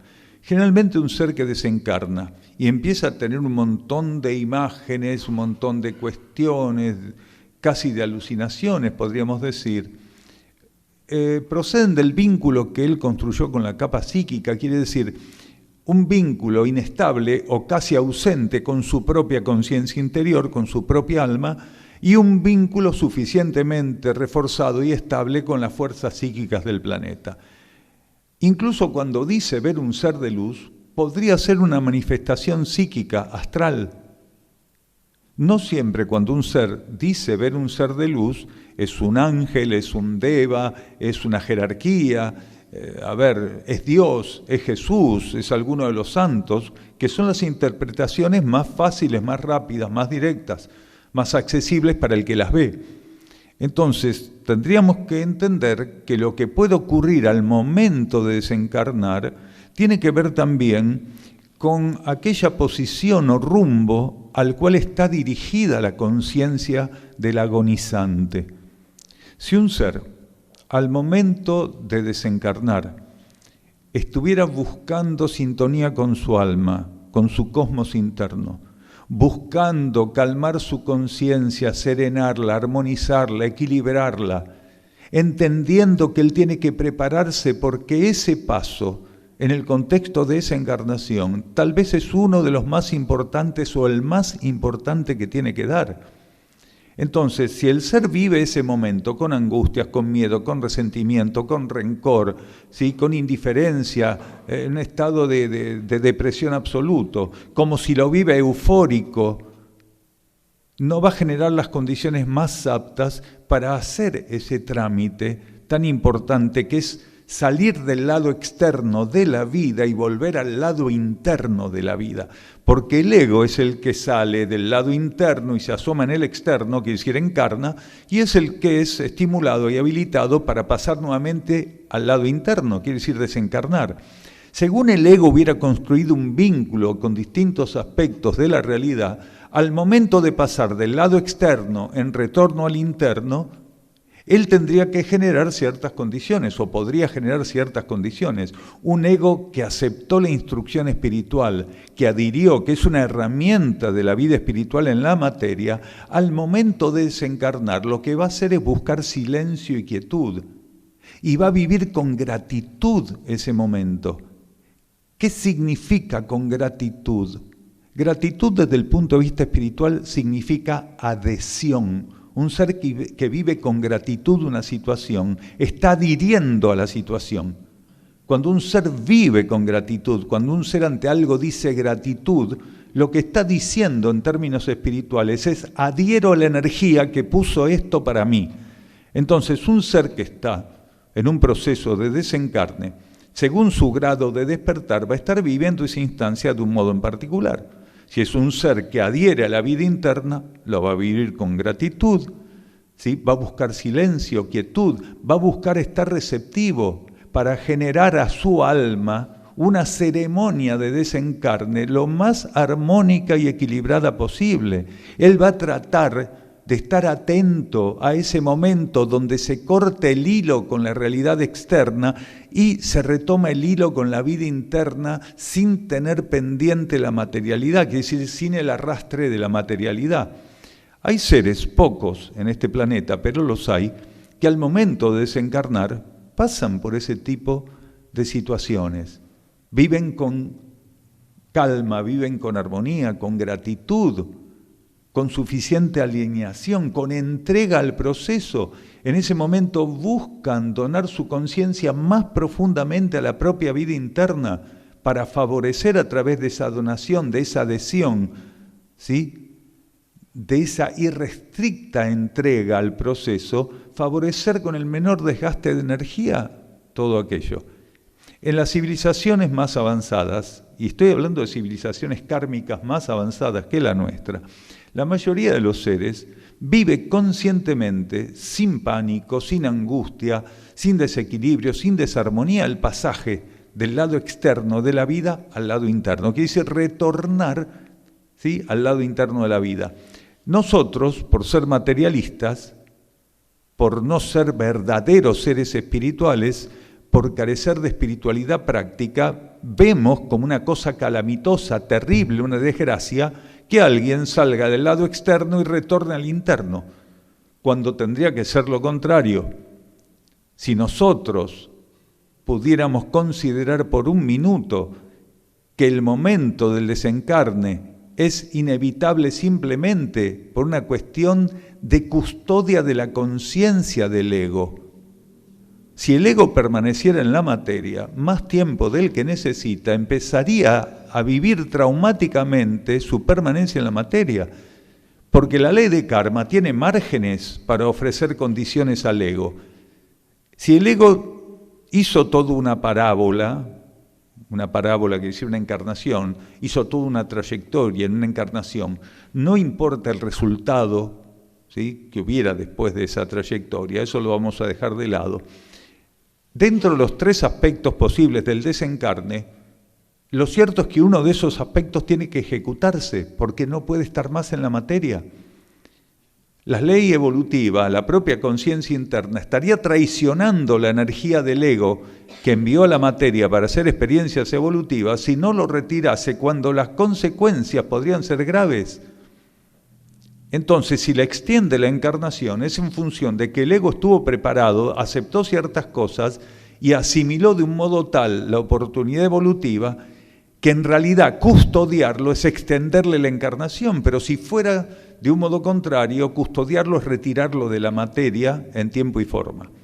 Entonces, nosotros tenemos que considerar que estamos aquí, en una reunión como esta, porque hay alguna condición diferente en todos nosotros desde ya, que nos permite estar más cerca de experimentar el desencarne de un modo diferente a cómo la masa crítica materialista de este planeta entiende esa situación y la vive. Tenemos que aprovechar este tipo de reuniones, porque en algún momento, inevitablemente, todos y cada uno de nosotros vamos a desencarnar. Eso es inevitable. No podemos ser tan ingenuos de creer, ¿sí?, que somos Highlander, el inmortal. Algunos vieron la película, se sonríen. Bueno, ¿sí?, eso es una película. Entonces, solamente los seres que no tienen preparación interna, suelen padecer una especie de marea de alucinaciones, de visiones, de sonidos, de cuestiones que no pueden definir bien de qué se trata y para qué están, porque su falta de entrenamiento interno así lo hace meritorio. Entonces, es cierto que un ser que está por desencarnar, por motivos evolutivos X, no importa cuál, puede llegar a ser asistido con un tipo de visión, pero esa visión está construida y administrada como un símbolo por su propio ser interno. A veces el ser interno, en el momento del desencarne del ego, envía un símbolo, construye, habilita un símbolo que le permite al ego, como, por decirlo de un modo gracioso, como la zanahoria al burro, caminar hacia el lugar adecuado. Hay seres que por algún motivo que solo su alma, la ley de karma, conoce, reciben símbolos que cooperan para que se serenen al momento de desencarnar. ¿Por qué unos sí y otros no? Es imposible saberlo. Lo único que sabemos es que es necesario para unos sí y para otros no. Y si para alguno de nosotros fuera necesario, desde ya que ese símbolo está preparado para él. No importa cómo es ese símbolo. Lo importante es que si es genuino, quiere decir está habilitado por nuestra propia vida interna, en este caso puede ser nuestra propia alma de modo directo, ese símbolo va a tener un patrón vibratorio, energético y magnético que es empático con nuestra necesidad al momento de hacer la experiencia desencarnatoria.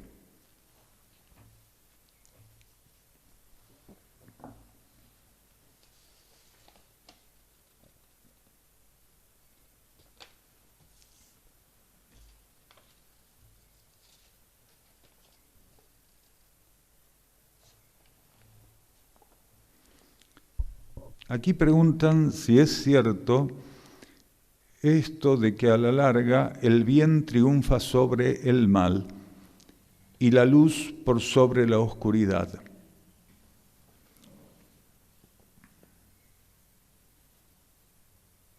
Y también preguntan aquí si aquellos que están hoy trabajando para la luz, ¿sí?, estén siendo muy combatidos actualmente. Primero deberíamos entender que no existe posibilidad ninguna que un campo de fuerza pueda enfrentar una corriente de energía. Repetimos, no hay posibilidad ninguna que un campo de fuerza pueda oponerse o refractar un campo de energía. ¿Cuál es la diferencia? Todo es energía, solo que un campo de fuerza es una expresión que adopta la energía autolimitándose para que se haga una experiencia determinada con esa autolimitación. Quiere decir, en el cosmos todo es energía. Cuando nosotros hablamos del mal, quiere decir de fuerzas involutivas, de fuerzas retrógradas, de fuerzas disuasivas, estamos hablando de un aspecto de la energía contextualizada en un fundamento kármico. Solamente existen fuerzas disuasivas insertadas en campos de vida kármicos. Por sobre encima de los campos de vida regidos por la ley de karma, donde ya no hay ley de karma, y la conciencia es regida por leyes superiores, no hay fuerzas involutivas, retrógradas, ¿sí? No hay fuerzas contrarias. Entonces, estas fuerzas involutivas, lo que se llama el mal o la consecuencia de esas fuerzas, solamente existe dosificado y contenido, planificado, regulado, ¿sí?, en los universos kármicos. Quiere decir, las jerarquías, los señores del karma, la jerarquía planetaria, la jerarquía kármica, regula el alcance, la injerencia, el voltaje, el volumen, la condición de esas fuerzas disuasivas, involutivas, retrógradas.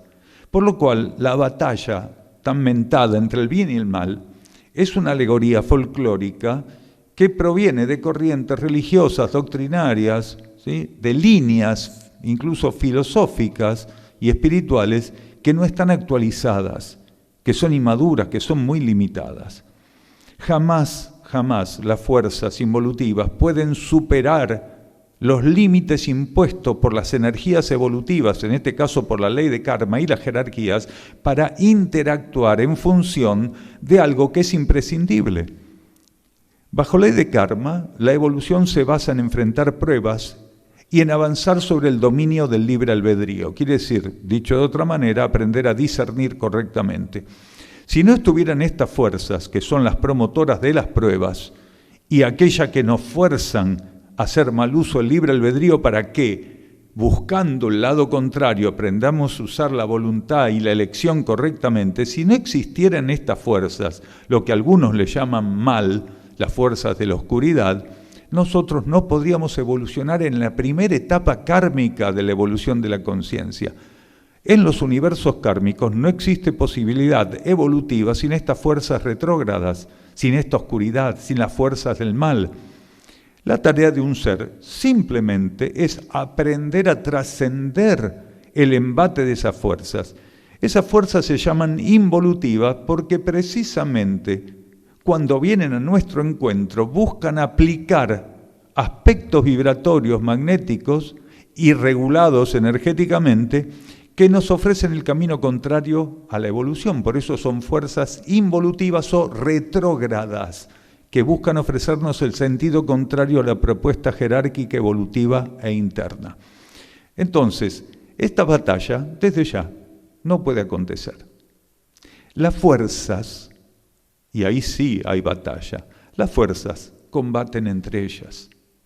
Porque cada vez que en una humanidad, vamos a poner por caso la nuestra, que realmente es maravillosa para este ejemplo, en una humanidad donde el 90% de algún modo está identificado con estas fuerzas y adhiere al orden retrógrado e involutivo que proponen, la contienda se da entre los adherentes. Las guerras no se dan entre los seres que sirven a la luz, y los que sirven a la oscuridad. Las guerras se dan entre los seres que sirven a la oscuridad, entre las facciones de oscuridad que, destruyéndose entre sí, proponen la destrucción por carácter transitivo y en un gran espiral de todo lo que puedan destruir en el planeta, todo. Entonces, las guerras, la usurpación, el abuso, la vejación y todo lo que negativamente podemos adjudicar al carácter actual de nuestra humanidad es en respuesta precisamente a esas fuerzas retrógradas e involutivas. Los seres que trabajan para la luz no tienen que intentar batallar con esas fuerzas de modo directo. La única manera que tenemos egos, ¿sí?, y personalidades encarnadas acá en la materia para trabajar en contra de la influencia de esas fuerzas es sintonizar del modo más directo, efectivo y menos fluctuante, ¿sí?, nuestra vida interna. Cada vez que alguno de nosotros aprenda a resplandecer en función de su vida interna, que realmente se encienda tocado por su vida interna, esas fuerzas van quedando cada vez más lejos de influenciarlo. Esas fuerzas pueden influenciar a aquellos que pensamientos, sentimientos y acciones son en alguna medida, conscientemente o no, empáticos a lo que esas fuerzas promueven continuamente.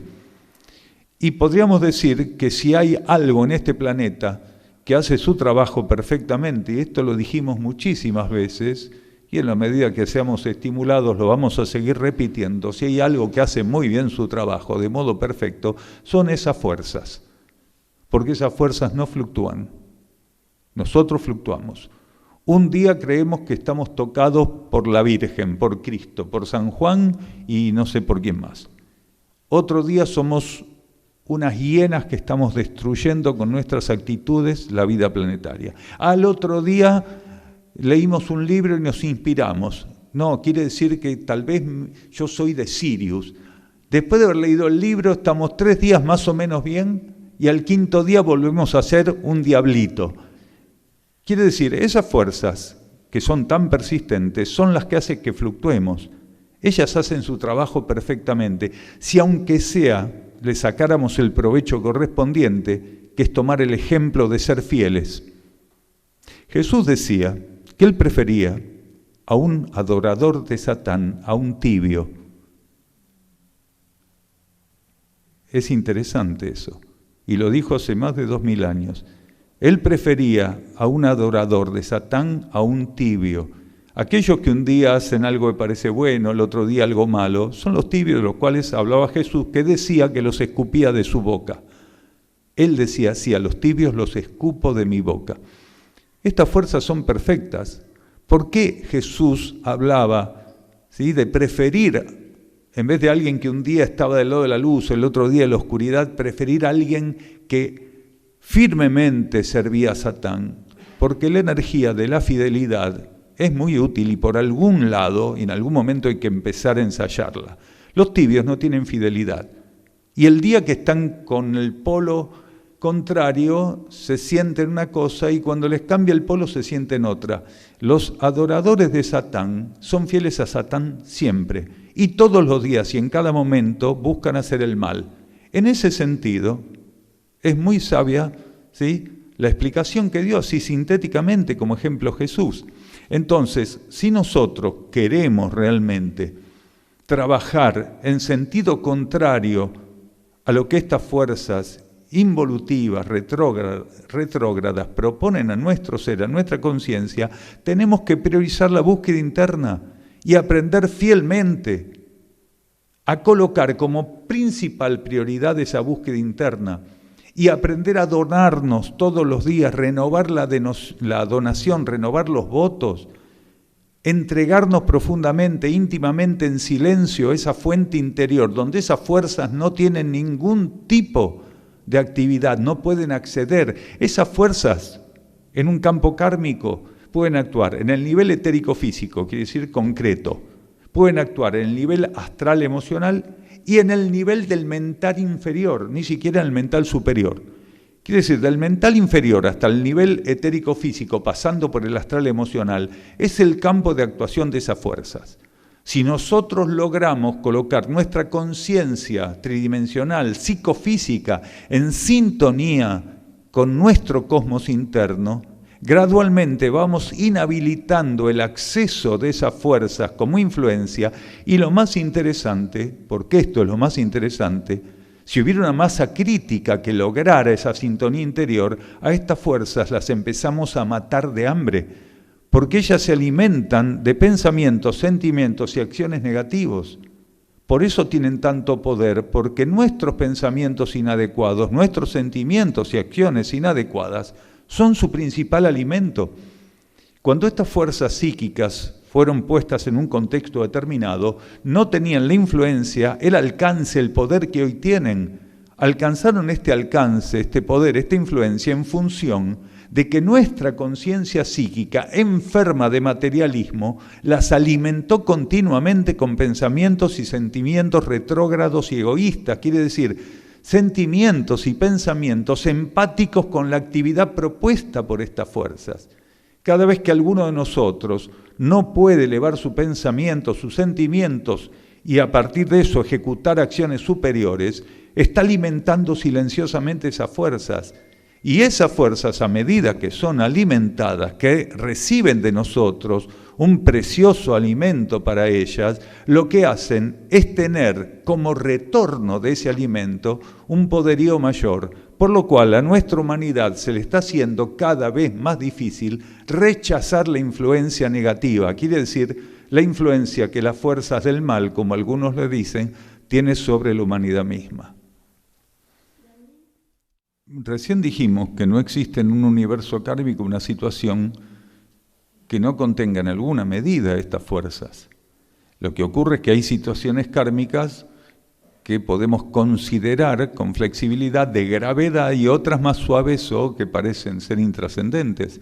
Pero en realidad en toda situación hay dos vertientes. Están las fuerzas disuasivas, que buscan que nos identifiquemos con ellas en la situación, y están las energías de liberación, que son las energías que responden a las leyes internas, que vienen a nuestro auxilio como opción en toda situación. Entonces, al momento de pasar cualquier prueba, las más graves o las situaciones que parecen más rutinarias o intrascendentes, siempre están las dos corrientes.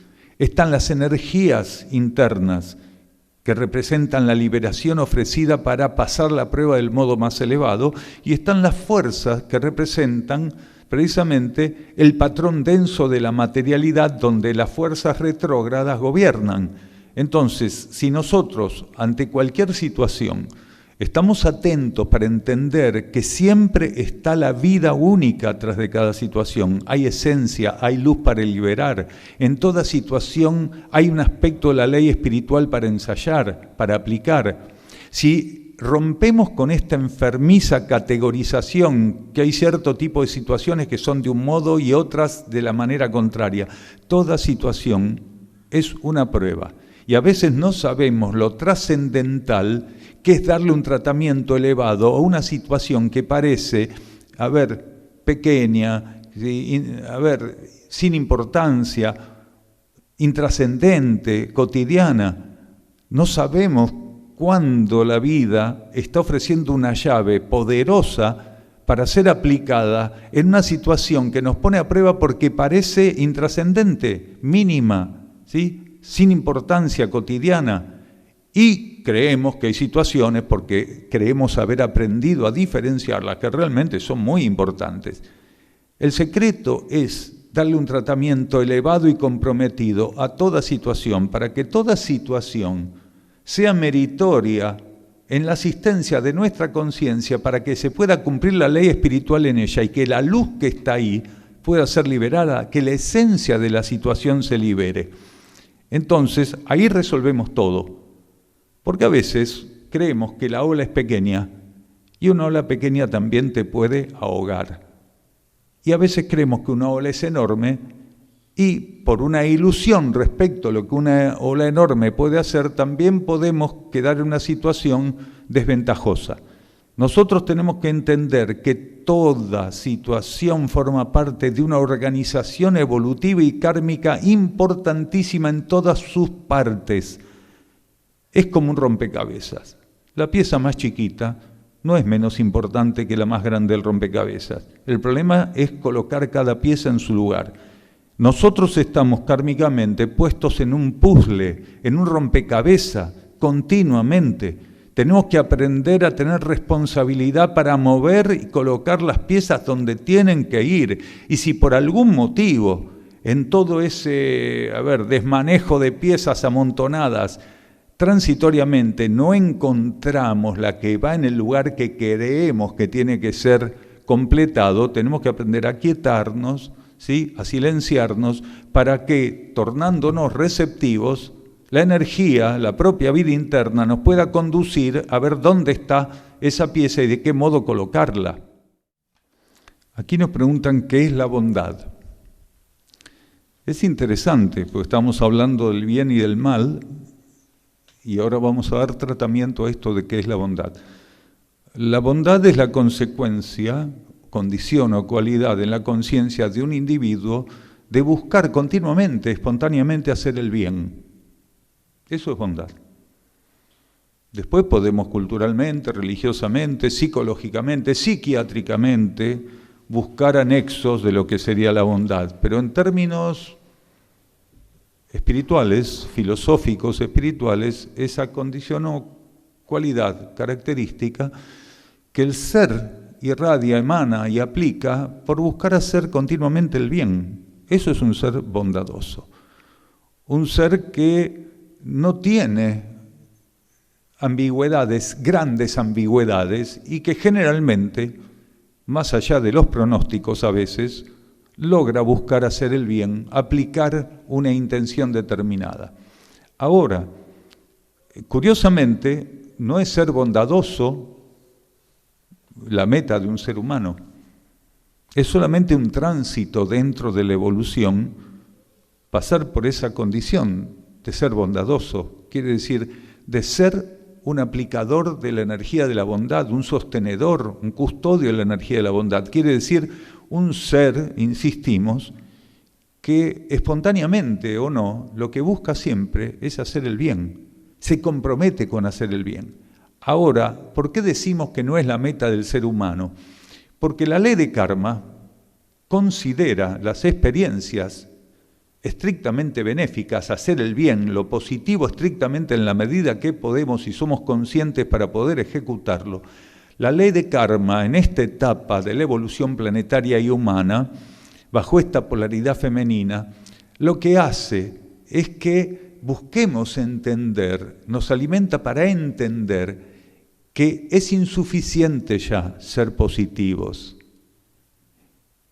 que no llega el ser a cubrir las necesidades simplemente por sostenerse en una actitud positiva o bondadosa. ¿Por qué?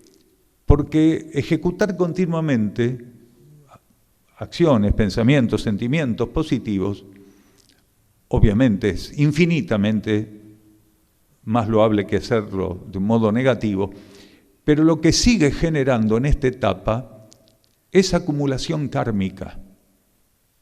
Y la etapa planetaria donde teníamos que ensayar con ciertos aspectos de la energía kármica se agotó, estamos en transición. Recordemos que estamos en transición, hoy estamos en transición.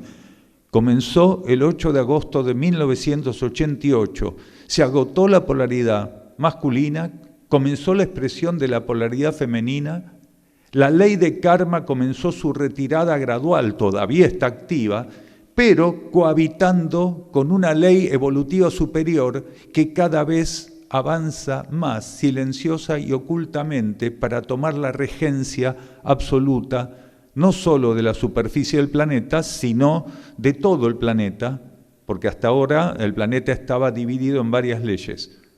A partir del cierre de esta transición actual, comenzada en el 88, ya el planeta va a estar totalmente administrado por esta ley evolutiva superior o ley de ciclos. Entonces, nosotros tenemos que entender que en el ciclo anterior se le pedía a los seres que todas sus acciones, en la medida de lo posible, fueran positivas. Y los seres más avanzados, más receptivos, más flexibles, comenzaron a avanzar en la ejecución, en la medida que su conciencia se lo permitiera, de todo aquello que fuera positivo, en el sostenimiento de todo lo que fuera positivo, en elecciones positivas, en pensamientos positivos, en sentimientos positivos, en acciones positivas. Pero el positivismo, vamos a llamarlo así, tiene un límite, porque el positivismo en sí mismo no nos acerca más allá de un cierto límite a la vida interna. Porque lo que nosotros tenemos que lograr, instalar en nuestra vida y ensayar conscientemente es neutralidad. Y el positivismo por sí mismo, no importa a qué grado de manifestación lo llevemos, es insuficiente para ensayar la neutralidad. ¿Dónde encontramos? ¿De qué manera se llega? ¿Qué es esa neutralidad? Es la energía que está presente y activa en distintos grados en nuestra conciencia interna. En lo inmediato, por encima de nuestra mente, en el nivel supramental, está el alma. El alma es neutralidad, no es positiva ni negativa. Entonces, a partir de una cierta etapa donde tenemos que trascender la ley de karma y cooperar con el equilibrio kármico para que se cierre correspondientemente el planeta, si seguimos metiendo la balanza de las acciones positivas, pensamientos positivos, sentimientos positivos, seguimos colocando ahí, no se cierra más esto.